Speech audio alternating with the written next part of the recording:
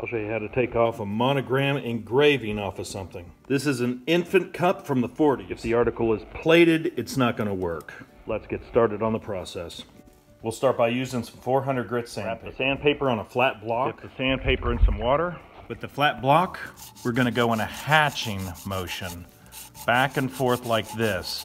You can see the 400 grit sandpaper marks. Go in a hatching pattern very wide because you want to distribute all those scratches along the entire face of the object.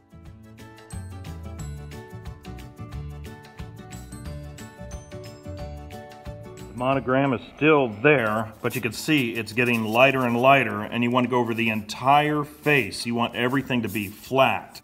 Keep working it nice and even and consistent.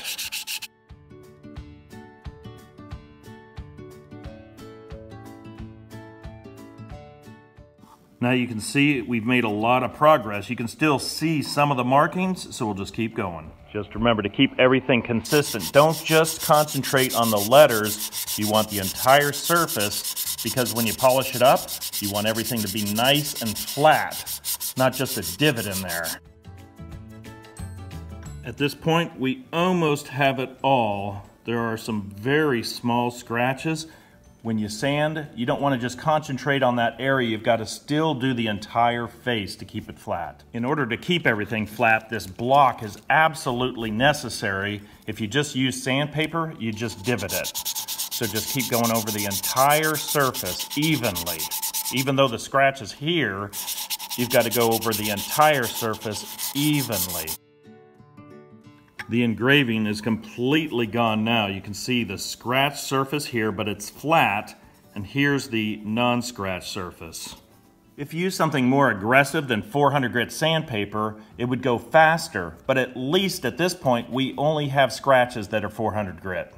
Now we're gonna have to work on getting those 400 grit sandpaper marks out of there. We use some 600 grit sandpaper with a sanding sponge. The idea now is to get all those scratches out.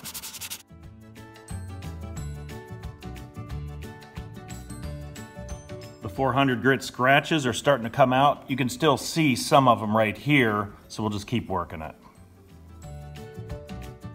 It's really easy to want to be able to go up to the next grade of sandpaper. You just got to make sure you get all those 400 grit sandpaper marks out, or you're going to have to return back to the 600 grit if they're not really out. Now with the scratches out, we can move up to 800 grit, and the sanding sponge really does save a lot of time to keep everything flat and consistent. Start working the 600 grit marks out with the 800 sandpaper. Now if we go over to the shiny side, you might actually see some scratches that the 800 grit sandpaper might actually be able to remove. So we're gonna go all the way around the cup.